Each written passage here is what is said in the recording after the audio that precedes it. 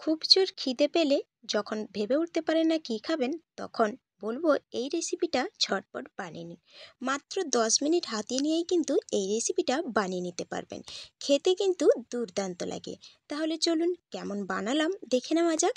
দেখুন, নিয়েছি এক বাটি ময়দা, আর একটা আলু, একটা পেঁয়াজ, আর একটা গাজর। এই দিয়েই কিন্তু ঝটপট তৈরি করে নেব স্ন্যাক্সের রেসিপি। তাহলে চলুন, প্রথমে ময়দাটাকে আমি মেখে নেব। তার জন্যে একটা বাটি নিয়ে নিয়েছি। একটা বাটির মধ্যে এক বাটি ময়দা আমি ঢেলে নিলাম। বেশি বানাবো না, আমার যতটুকুনি প্রয়োজন ততটুকুনি কিন্তু বানাবো। এখানে আমি দিয়ে দিলাম স্বাদ মতো লবণ, আর চা চামচে 1 চামচ দিয়ে দিলাম গোটা জোয়ান, আর 1 চামচ দিয়ে দিলাম কালো জিরে, আর 3 চামচের মতো সাদা তেল। এবারে ভালো করে কিন্তু ময়াম দিয়ে নিতে হবে। এই ময়ামটা যত ভালো করে দেবেন ততই কিন্তু স্ন্যাক্সটা খেতে মজার লাগবে, মুচমুচে হবে। দেখুন, ভালো করেই কিন্তু আমি ময়াম দিয়ে নিয়েছি। দেখুন, এইরকম মুঠো করলে কিন্তু মুঠো হয়ে যাবে, আবার ভেঙে দিলে ভেঙে যাবে।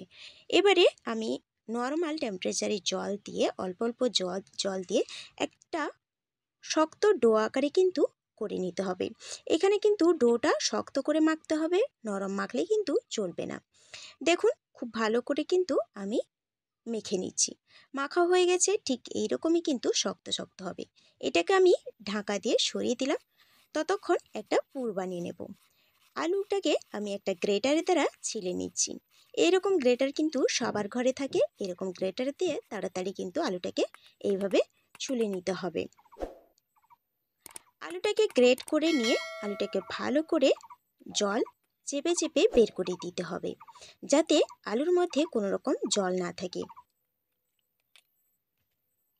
আজকের এই ভিডিওটা যদি ভালো লাগে তাহলে অবশ্যই বন্ধুরা লাইক, শেয়ার, কমেন্ট কিন্তু করতে ভুলবেন না। আর পুরো ভিডিওটা দেখার অনুরোধ রইল। ভিডিওটি যদি টেনে টেনে দেখেন তাহলে কিন্তু কিছুই বুঝতে পারবেন না। তাই বলবো ভিডিওটি স্কিপ না করে পুরো ভিডিওটি দেখার অনুরোধ রইল।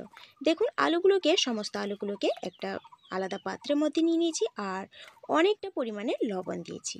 এবারে লবণ দিয়ে আলুগুলোকে ভালো করে মেখে নিচ্ছি। এইরকম মাখলে কিন্তু আলুর মধ্যে আবার যে এক্সট্রা জলটা আছে সেটা কিন্তু বেরিয়ে যাবে। দেখুন, মাখা হয়ে গেছে। 2 মিনিটের মতো এটাকে রেখে দেবো, সাইড করে দেব। তাহলেই আলু থেকে জল বেরিয়ে যাবে। এবারে একটা প্লেট নিয়ে নিয়েছি। প্লেটের মধ্যে আমার যতটা পুর হবে সেই পরিমাপ অনুযায়ী দিয়ে দিলাম পেঁয়াজ, মানে একটা ছোট পেঁয়াজ কুচিয়ে নিয়েছি, দুটো কাঁচা লঙ্কা কুচিয়েছি, আর একটা গাজর কুচিয়ে নিয়েছি।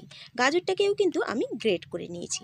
এবারে যে আলুটাকে লবণ মাখিয়ে রেখেছিলাম সেটাকে এইভাবে চেপে চেপে এক্সট্রা জলটা কিন্তু বের করে দিতে হবে। এক্সট্রা জল বের করে দিলে কিন্তু আলুটা ভেতরে মুচমুচে হবে, আর জল থাকবে না। দেখুন, ঠিক এইরকমই কিন্তু চেপে চেপে জল বের করে দিচ্ছি। এই রেসিপিটা কিন্তু খেতে মজার হয়, একবার বানিয়ে নিন, তাহলেই বুঝতে পারবেন কেমন লাগে এই রেসিপি। দেখুন, এবারে অল্প স্বাদ মতো লবণ দিয়ে দিলাম। যেহেতু আলুতে বেশি করে লবণ দেওয়া ছিল তাই অল্প লবণ দিয়ে দিলাম। আর দিয়ে দিলাম চা চামচে হাফ চামচের মতো ধনে গুঁড়ো, হাফ চামচের মতো জিরে গুঁড়ো, আর হাফ চামচের থেকে আরও একটু কম দিয়ে দিলাম কাশ্মীরি লঙ্কার গুঁড়ো। চা চামচে হাফ চামচের মতো দিয়ে দিলাম গরম মশলার গুঁড়ো, কারণ এটাকে একটু চটপটা করব তাই গরম মশলা দিয়ে দিলাম। আর দিয়ে দিলাম অল্প একটু হলুদটাকে আমি পরে দিয়েছি, ভুলে গেছিলাম। হলুদ দিয়ে দিলাম। আর চা চামচে হাফ চামচের মতো দিয়েছি গোলমরিচ গুঁড়ো। গোলমরিচ গুঁড়োটা দিলে কিন্তু অসম্ভব সুন্দর লাগে এই স্ন্যাক্সটা খেতে। এরপর ভালো করে কিন্তু মাখিয়ে নিতে হবে। মাখিয়ে নিয়ে এটাকে একটু সাইড করে নিতে হবে। সাইড করে নিয়ে যে ডোটা মেখে রেখেছিলাম সেটাকে ছোট ছোট গুলি আকারে করে নেব। ঠিক এইরকমই কিন্তু ছোট ছোট গুলি আকারে কিন্তু করে নিচ্ছি। আপনারা চাইলে কিন্তু বড় বড় সাইজেও করে নিতে পারেন। আমি একটু ছোট ছোট করব তাই ছোট সাইজের একটু করে নিচ্ছি। ছোট থেকে বড় এগুলো কিন্তু খেতে ভালো লাগবে। আর সন্ধ্যে চায়ের সঙ্গে যদি এরকম স্ন্যাক্স থাকে, বা খুব চটজলদি খেতে ইচ্ছে করলে কিছু এইরকম কিন্তু স্ন্যাক্স বানিয়ে নিতে পারেন। খুবই মজার হয় খেতে। দেখুন, আমার 8টা মাত্র লেচি হয়েছে। লেচিগুলোকে ভালো করে আমি গোল করে নিয়েছি। এবারে বেলারের জন্য একটা চাকতি নিয়ে নিয়েছি। চাকতিতে ভালো করে একটু তেল মাখিয়ে নিলাম। এরপর এটাকে আমি রুটির মতো বেলে নেব। রুটি ঠিক নয়, লুচির মতো হবে, কারণ ছোট ছোট করেছি। আর খুব পাতলা করে কিন্তু এটাকে বেলে নিতে হবে। যতটা পারবেন ততটা পাতলা করার চেষ্টা করবেন।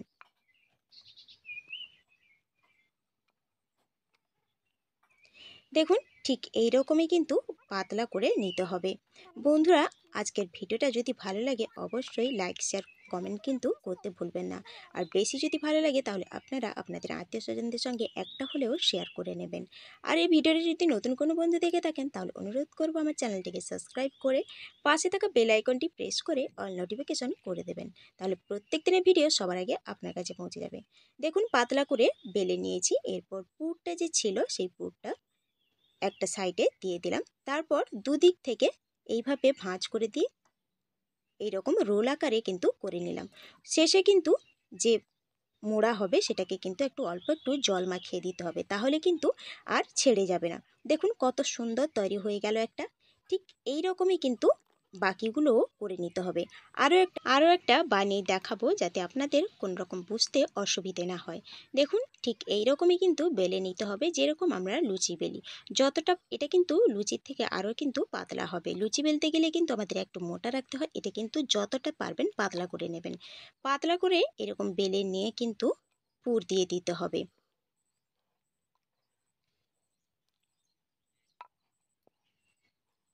এইরকম একটা সাইডে পুর দিয়ে দিতে হবে। তারপর দুদিক থেকে ভাঁজ করে নিতে হবে। আর পুরটাকে কিন্তু একটু লম্বা লম্বি করে নিতে হবে। এরপর মাথাটা ধরে কিন্তু রোলের আকারে কিন্তু মুড়ে নিয়ে যেতে হবে। এটা কিন্তু একটু সাবধানে করতে হবে। আর শেষে মোড়ার সময় কিন্তু অল্প একটু জল মাখিয়ে নেবেন, তাহলে কিন্তু আর ছেড়ে যাবে না। দেখুন, এইভাবে কিন্তু আমি সবগুলো তৈরি করে নেব। সবগুলোই আমার তৈরি করা হয়ে গেছে। এবারে এগুলোকে ভেজে নেব। তার জন্য একটা প্যান বসিয়ে দিয়েছি, আর প্যানে কিন্তু অল্প একটু তেল দিয়ে দিলাম। এটা কিন্তু বেশি তেলে ভাজার কোনো প্রয়োজন নেই, অল্প তেলেই কিন্তু ভাজা হয়ে যায়। তেলটা হালকা গরম হয়ে এলে কিন্তু এগুলোকে দিয়ে নিতে হবে। বেশি কিন্তু তেলটাকে কড়া করলে এগুলো ওপর থেকে লাল হয়ে যাবে, ভেতরে কিন্তু ভাজা হবে না, আলুগুলো কাঁচা থেকে যাবে পুরটা।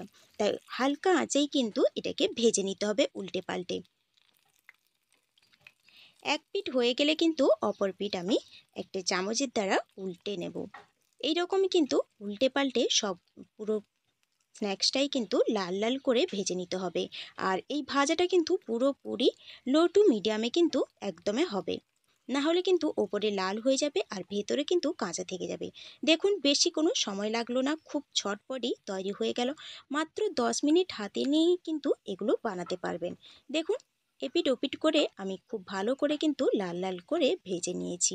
আর লাল লাল করে এরকম টাইম নিয়ে একটু ভাজলে ভেতরেও যে পুরটা আছে সেটা কিন্তু ভালো করে ভাজা হয়ে যায়। আর এগুলো কিন্তু দেখতেও কতটা সুন্দর লাগছে সেটা কিন্তু দেখেই বুঝতে পারছেন। বাকিগুলোও কিন্তু আমি একইভাবে ভেজে নেব। একবারে ধরেনি, তাই দ্বিতীয়বারেও আমি ভেজে নেব। 3টে বাকি ছিল, সেগুলো আমি ভেজে তুলে নেব। এগুলো আমার ভাজা হয়ে গেছে। এবারে আমি সার্ভ করে দেখাচ্ছি কতটা সুন্দর হয়েছে। সেখানে কিন্তু অন্ধকারের জন্যে কালারটা আলাদা রকম দেখাচ্ছিল, বাইরে দেখুন কতটা সুন্দর লাগছে।